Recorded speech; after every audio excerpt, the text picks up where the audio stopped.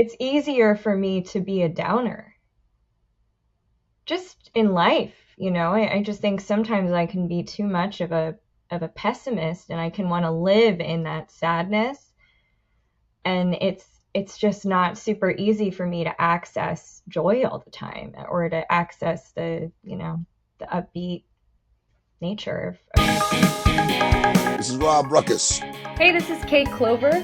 Hey guys, it's Nick Collins here from The Effect and Better Strangers. Hi, my name is Madeline Rose. Hey, it's Ben McKelvey. It's Tim Howard here from Mike and the Mechanics. Hello, I'm Amanda Lehman. I'm Billy Harvey. What's going on, everybody? I'm Casey Sampson from the band Twist Stop. Hey, it's Tony from Fastball.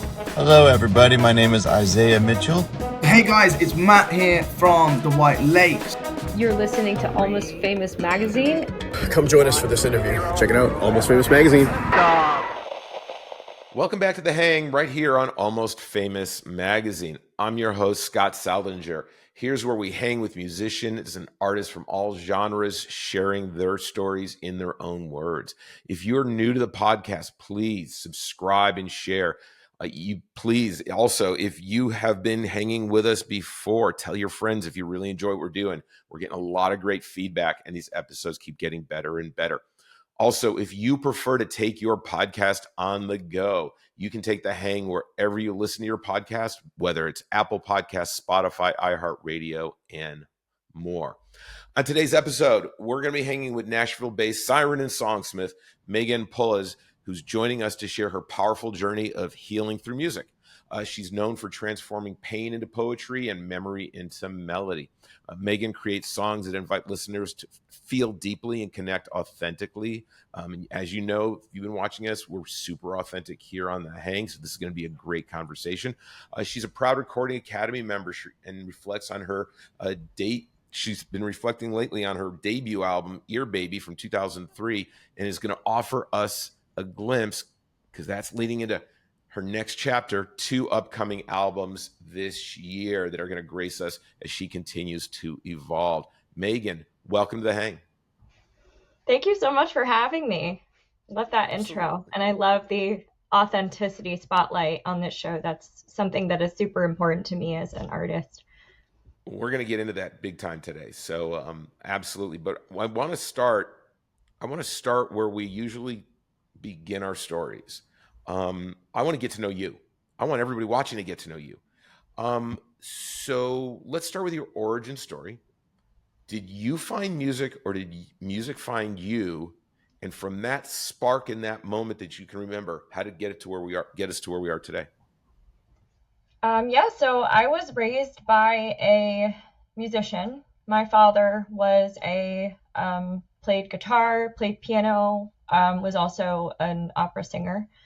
And so from a very early age, my father sort of showed me what music was, and I was absolutely hooked since I was probably a baby. There's a picture of my dad playing guitar to me, and I'm looking as a baby, and I'm just like so entranced, and like that, I think that just says it all about how I got inspired as a child. Yeah. Well, once that inspiration kind of took hold, what are some of the things that you've started to do early on to become musical? Yeah, so it kind of started with family sing-alongs and sort of just learning all of the music that my dad and my mom grew up with and the family grew up with, and then it kind of turned into joining choirs. I was in choirs a lot as a kid, and then drama club, and I was really just I loved being on the stage. I was on the stage when I think I was 8 or 9 years old. I was in a production of Carousel when we lived in England, and that experience as a child, being on stage that young, I think just really once again got me excited and hooked about performing in general. And and then I went on to school at Florida State University, and I studied opera. And so that was like a different kind of path, but I just wanted to I'd always been told I had the opera chops, but I never really like soul connected with it. So I kind of found myself like, okay, I'll do this because I'm good at it. But then as my journey progressed, I moved to New York City and I got really more into the whole music scene there. And I realized that this is a bigger thing than just being in my bedroom and writing songs for me. Yeah, no, it's great that you chose to share them with the world. Let me ask you, what's you know, in the early stages of you getting into music and realizing that opera wasn't your thing, who are some of the early influences on you musically? Well, one of them is Karen Carpenter. I have adored her voice and just whole persona since I was young. I would say Joni Mitchell. I love how she is just not afraid to be vulnerable and to just share the deepest, darkest parts of what his, because her story is just crazy. She almost died when she was a kid because she had some sort of, disease. And like having those women who are unafraid to be vulnerable, I think. Another woman that I am really inspired by is Regina Spektor. She just lives so unapologetically, authentically, when she's on stage, she just gives her heart to us, and it's beautiful. So I'd say those are some of them. Yeah. So when you learned about their vulnerability and their authenticity, how did that start to play into your creativity?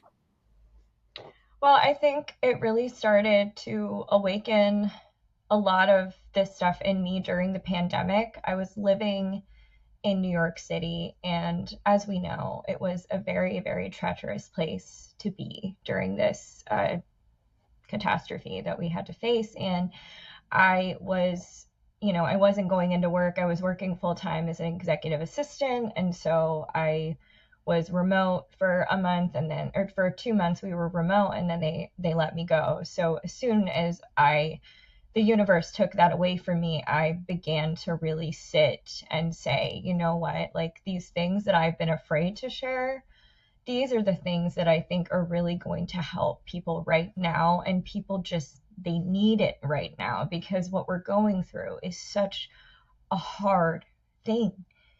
People are dying everywhere and sirens are going off, and it's just, we all just feel so helpless. And so I said, you know what, I'm going to start going live and I'm going to start sharing this process because I think that ultimately that is going to really help people see their own vulnerability. Yeah, no, for sure. I mean, it was certainly a challenging time. Where are these experiences within your life that you pull from for your lyrics? So I mean, yeah, it's really truly my life. For example, my song Scars that came out earlier this year, that song was written during the pandemic, and right before I had to have an ear surgery. And so I was dealing with the fear of having a surgery, and two, having a surgery in the pandemic, and three, being a musician who needs her ears. So that was a very, vulnerable thing that I had to open up and I had to share. And I turned it into something that, is upbeat. And, so that was a moment in my life that I was able to take that fear and turn it into a song that could ultimately reach and help people who are also going through surgery or something that makes them feel exposed in their life. Oh, yeah. You've got it. You've got your first album's been out this year. You've got the second and third in the can, right? And I think the first one comes out in April. What can we expect in your second album? What's different from the first to the second? It's a lot more me. So I think with the first record, with Ear Baby, I was sort of playing a character like half of the time. I was sort of pulling in elements of me, but I wasn't being fully me. And there is a transformation that has happened in my life this year, that I'm cutting out kind of toxicity, and I'm cutting off, the people. I'm kind of releasing the people in my life who kind of made me feel like I just had to be this person that I didn't feel authentically, that I wasn't. And, there's a whole story that goes into that. That's what my third record is about. But yeah, so just really like lifting the veil. I think Ear Baby was me with a veil, and just like, okay, this is like a fantasy version of me, and all this stuff. And this one is not afraid to look you in the face and say, this is the pain, this is the suffering, this is Meghan Pulles. Yeah. Right. What do you have the titles for your next two albums already? Have you figured out what they're going to be named? I do. Yes. Care to share? You know what? Sure. This will be like the first time I talk about it. Would love to. So the second record is going to be broken up into 2 volumes, and it's called Portraits of a Heavy Heart. Is that a theme for the album? Yeah, it's definitely, there's definitely a lot of heaviness. It's just very, very heavy. Yes. Yeah. So for people who are watching us today who aren't familiar with your music yet, and you've got an album out and you've got a couple of other singles out, I saw, that are on YouTube and other services. Where's a good, what are 1 or 2 good songs that you feel out of your collection that if someone was going to be introduced to you, kind of what's the appetizer, right? What are the 2 songs that are like, 1 or 2 songs are like, hey, I'm gonna listen to these and I get a feel for Meghan and I want more. Are there 2 or 3 that you can think of? Definitely Scars. I'm gonna say, it's so hard for me to pick my favorite children. It's just so hard. Once Upon a Time. That's pretty good. And the one that I just released, Emotional Ghost. What makes those 3 special? What is it about them? Well, Scars is very upbeat, which, I have a hard time writing upbeat sometimes, and I don't know. It's harder for me to write upbeat, although I've been writing way more upbeat lately, so that's good. But yeah, so that one's just really I feel like that's like token Meghan Pulles. And then Once Upon a Time is the first track off of Ear Baby, and it's the track that encapsulates the whole record really well. And it's a song about hiding your trauma and, coming to it later, which is really important. And what did I say? Oh, Emotional Ghost is, it's a really different kind of vibe for me. It's more alternative. It's more like repetitive, so those are different things. So you mentioned that you struggle with writing upbeat songs. What is the struggle, and what do you think kind of is in your way? What's I just think it's easier for me to be a downer. Just in life, I just think sometimes I can be too much of a pessimist, and I can want to live in that sadness. And it's just not super easy for me to access joy all the time, or to access the upbeat nature of writing. Is it something that, have you tried writing with anyone else to kind of unlock that in yourself? Oh yeah, I've done a lot of co-writes with other people, and yeah, for sure. It is definitely something that helps, especially if there's, that positive energy in the room, and we can, yeah. Does that help feed you creatively? It always does, and it's interesting because I used to think I didn't need to write with anyone else. I was like, oh, I'm fine by myself. But like as soon as I started doing co-writes with other people, it unlocked this whole. No, we do need to collaborate as artists. That's what makes us better, and yeah, that's what can really just show you parts of you that you didn't know that you had. Yeah, absolutely. I mean, I think that, not only is music communal from a listening standpoint, something you can enjoy at a show with other people, or, just not in a set of headphones. It's when you're being creative, having someone to bounce things off of, having someone to bring a few things to light, and maybe find the things that, because you're in the center of it all, you miss around the periphery. Yeah, Yeah. exactly. I think that's great. So you played around. I noticed on your website you've played a lot in the New York area. I'm a former New Yorker. I recognized a bunch cool. of the venues.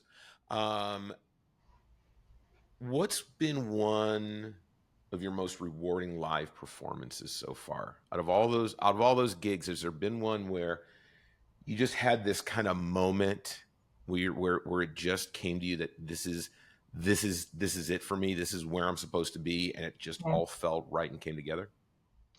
Yeah, so I played a show back in April at Brooklyn Music Kitchen with Inspired Word. Mike Geffner, he runs these singer-songwriter showcases there, and I played for I think there was 100 people there, and I'd never played a show that big in New York ever, and I just felt like, oh my gosh, you're doing this, this is happening, and more people are hearing you, and we're growing, and it was one of the best shows I've ever done. I mean, I just felt like this is it, we figured it out. Is it by any chance, did anybody put it on YouTube? Is it out there? Can we see it? No, my friends took some videos and stuff and some pictures, but yeah, no, not the whole thing. Unfortunately, it's just something I have to store in my cloud, in my happy cloud. Well, that's good. That's good. Hey, look, as long as it's your experience, you're the one who owns it, right? Right. Yeah. So, is there someone who's crossed your path through your career, who's had kind of the biggest impact on you in your musical career? Is there someone that they came into your journey and really either changed your direction or put some fuel behind you, or just had such a monumental impact that that they kind of propelled you to keep going? Yeah, there's a couple people. So the first person is my collaborator and one of my other managers. I have multiple managers. Mary Noblock. She owns a company called Produced by a Girl. And so she uplifts and shares and tries to create community around women in music. And so when I was first starting to dip my feet into being a musician and to show up on socials, I found her account, and I really resonated with what she was doing and saying, and she booked me on her podcast. I was her first guest, and back then I didn't know if I could do podcasts, because I couldn't even talk in front of a group of people without crying, because I just was afraid of my own voice for so many years. And my and the interview was amazing and life-changing, and she was just so supportive and was just like, I hear what you're doing is valid, and I see you doing great things, and I'd love to be a mentor for you. And so she became my mentor with my career, and we would meet and we would strategize and we help each other. And she's an artist too. She artist producer too. And she just really saw something in me that I did not ever see. Because I was like, well, I didn't really like what I was doing at first. I didn't think what I was doing was good. And I didn't think it stood a chance against anything else. And that was mostly because of negativity that was surrounding me when I first started releasing. People who were supposed to be uplifting were not very kind to me about my music. And so having to push through that, and having someone on your team who actually has experience in the industry tell you that I hear something here. So that's her. And then Harper James, he is a producer artist in Brooklyn, and we connected through one of his clients during the pandemic. And he is the one who pushed me to start using my opera in the studio and in my Ear Baby album. He was just wondering, he's like, why aren't you using your voice? Like, this is not like, yeah, your indie folk voice is cute, but like, why aren't you using your voice, Megan? And I was like, you're right. I should use my voice. And ever since then, it has been something that makes me stand out. So I'm very, very grateful that he pushed me to reevaluate what I was doing in the studio that day. That's great. That's great. Let's dive in a little bit about the comment you made about you were kind of too scared to use your voice. You're too scared to get up and just sing in front of people. How did you overcome that? How did you break through, and what lessons did you learn that you could even share with others as to how to overcome issues like that can create a lot of anxiety for a performer? Yeah, so I think, it wasn't so much performing. Yeah, performing did make me nervous, and it took me a while to kind of get over that. But speaking has always been something I've been afraid of. And I don't know. I think when I was younger, I was told that I talk too much, and I was told that I take up too much space. And I think that is why I would get so much guilt and shame about speaking, now that I'm unpacking all of this in my 30s. But I think that, well, one thing I can say, if you're a young artist starting out, you have to be kind to yourself. You have to be, this is like a slow journey. Like, finding confidence is a slow burn, and you cannot be mad at yourself because you don't feel confident. I think it was just so easy for me to just be like, well, you can't do this, and you'll never be able to speak on a podcast, and you don't, there's all these voices that go in your head, and you have to learn to just be like, you know what? Yes, like, I'm afraid, but if I do this, what I say could help someone, and it could change their own trajectory. And so I think ultimately that is what kind of unlocked within me, was the fact that because I am speaking my truth, it's going to make a ripple effect and encourage other people to do that as well, and find their own light within themselves. That's great. No, I think there's something to learn when we figure out how to overcome things on our own that are holding us back. I think it's great to share those with other people, because we're all kind of this. We're all different, yet we're all the same, right? Mm-hmm. And we can easily be impacted by the smallest of things, thinking it's just me, but really it's not. So I like that you recognize that. You kind of grew up with music around you, and the music business has really evolved and changed over the years. And mm-hmm. so many people just wanted to be a musician. Now you have to be a creative, right? How do you feel about having all the other stuff you need to do in order to just, get yourself out there these days, compared to, just writing a song and getting up on stage and performing it? What are your feelings on all the content that you have to make and produce? Yeah, it's a lot. It's a lot. We're not just artists anymore.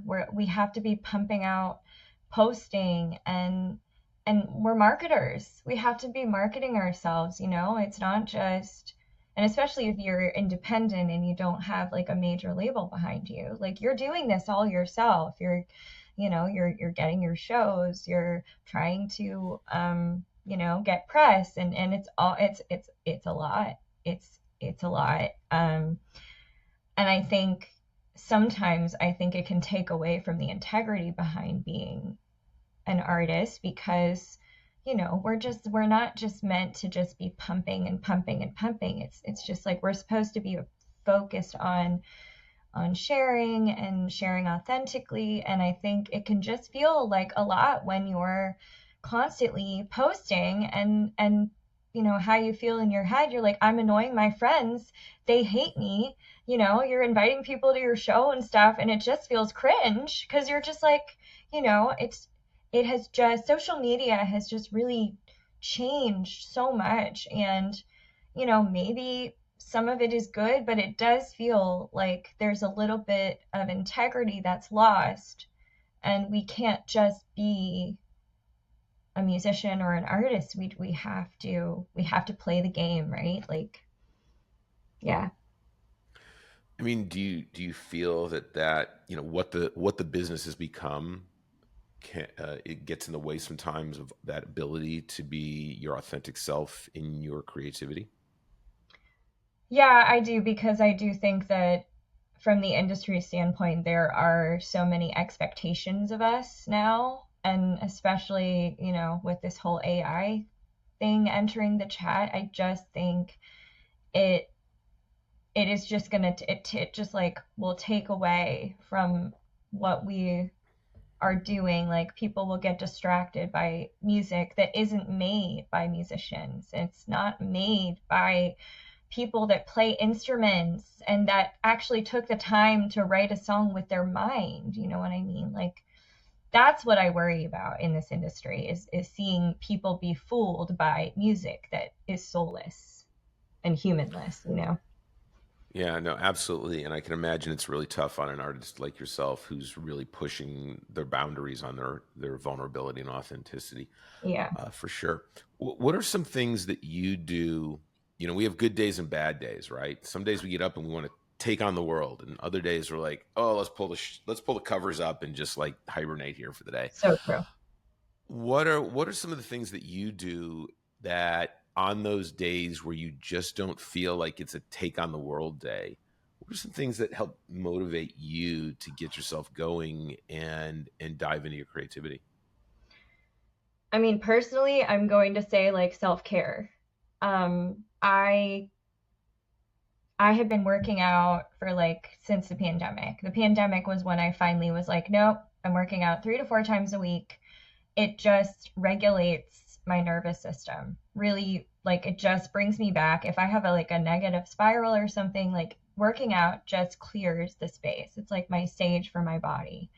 And so that is really important, working out and making sure I get enough sleep, and, making sure that I am not on my phone all the time. I think being on my phone, the doom scrolling, that can really, really negatively affect my creativity, because I'm sitting there and I'm like, oh, this person is opening for this person, and wow, this person got this tour, and wow, like, this person did this, and wow, you're a failure. You know what I mean? Like, you can just go down the hole of comparisonitis, and that is one thing that can like stop you in your tracks, because you're just like, well, what am I doing? Like, yeah, I guess this happened and this happened, but it's too easy to fall down into that hole.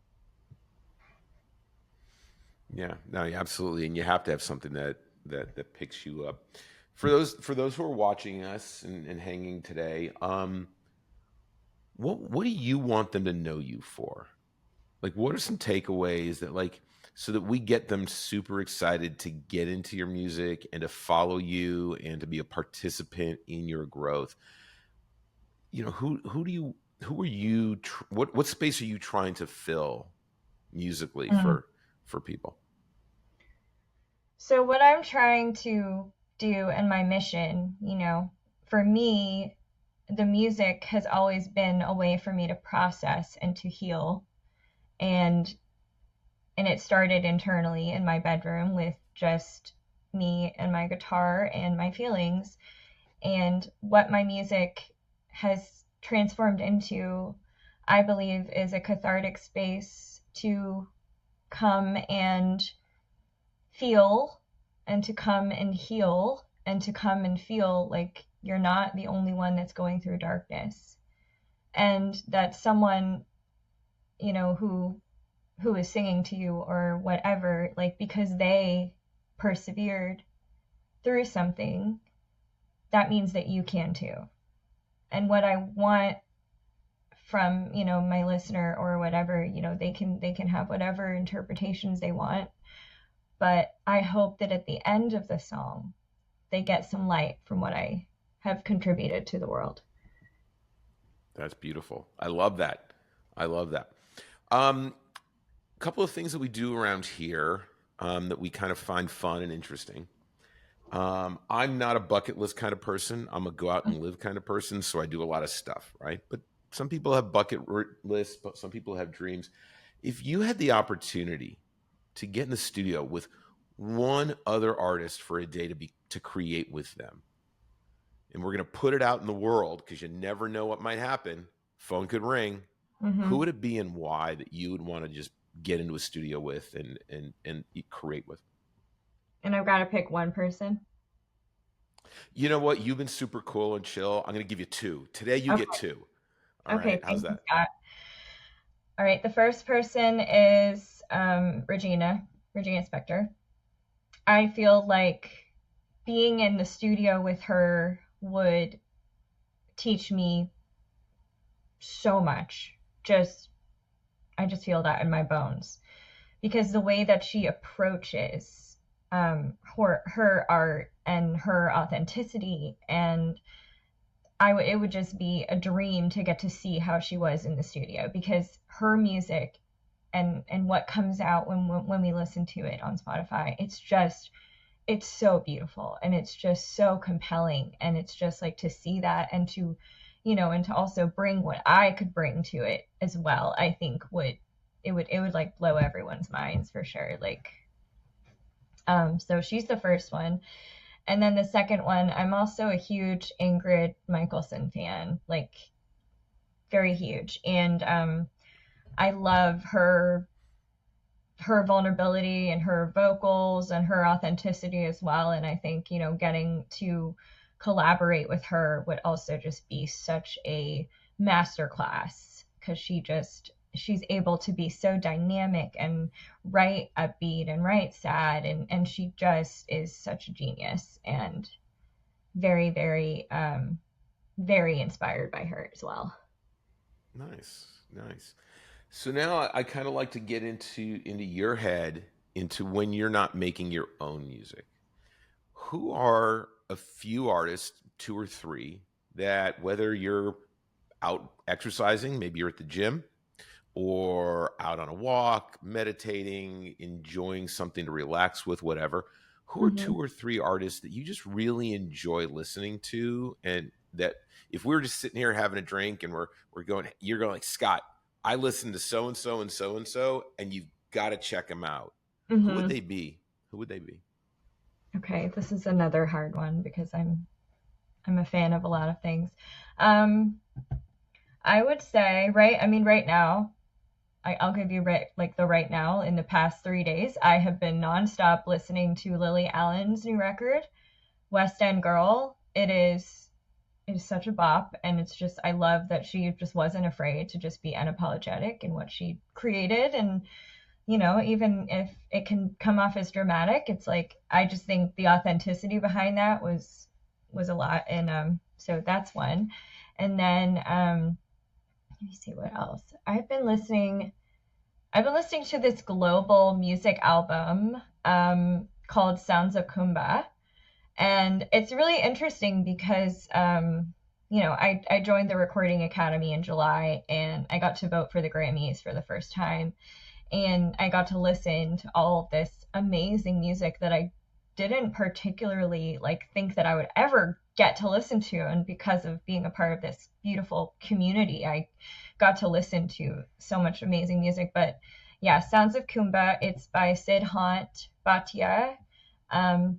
It's just the coolest. I think it's like Kirtan or something like that. But I used to love Bollywood as a child. I got this Bollywood CD from a neighbor once for my birthday when I was younger, and I just played it out. I just loved it. And so, yeah, I would say Sounds of Kumba. That record is amazing. And what is another one?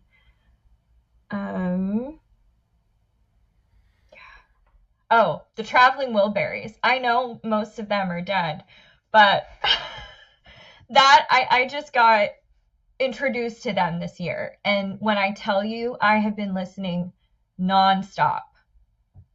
And I know that they're, most of them aren't even alive anymore. But it's I don't know, for some reason their songs are so earwormy and they're always in my head.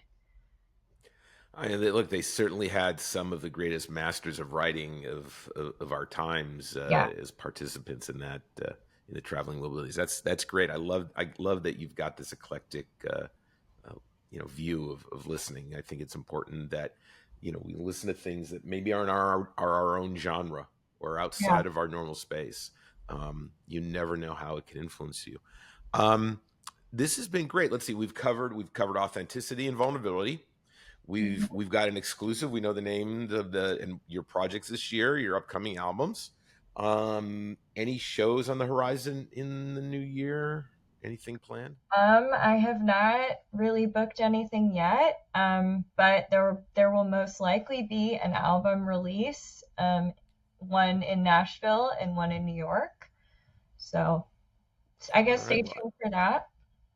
Absolutely. And we're going to have links below to everything. So you'll be able to find her music. As we tell people here on The Hang, buy her music.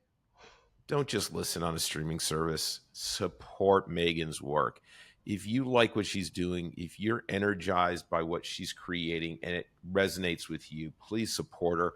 Buy merch. Go to her shows and buy tickets to her shows and buy her music. It's so important, more now than ever, that with revenue streams for artists changing dynamically all the time, that we do our best to support their art because they give it all to bring to us, and we need to show them a little love. So for sure, all the links will be below. You can get whatever you want from Meghan. Reach out to her. We'll have her socials as well. Follow her and go on her adventure with her. Meghan, this has been wonderful getting to know you. I appreciate the time you spent with us. This has been a lot of fun. Yeah, no, this was a great conversation. It was really great to talk to you about this stuff. You know what? We're going to have you back once the albums are getting ready to come out. How's that sound? We'll do my God, that'd be great. We'll talk through a bunch of songs. So get prepared. It's going to be vulnerable. Maybe one of us will cry. Maybe both of us will get emotional together. You never know. Awesome. Yeah. In the meantime, everyone, thank you for coming out and hanging with us. It's a lot of fun bringing you all of these great artists every week. We don't have seasons. We just keep plowing through every single week. There's another artist joining us for a hang. So share this with your friends. Come back, and we really appreciate it. In the meantime, till we see each other again, be good to one another. We need it now more than ever. Just a little kindness goes a long way. So, Meghan, again, thank you for joining me, and I look forward to seeing everyone else in the next hang. Be good. Bye-bye.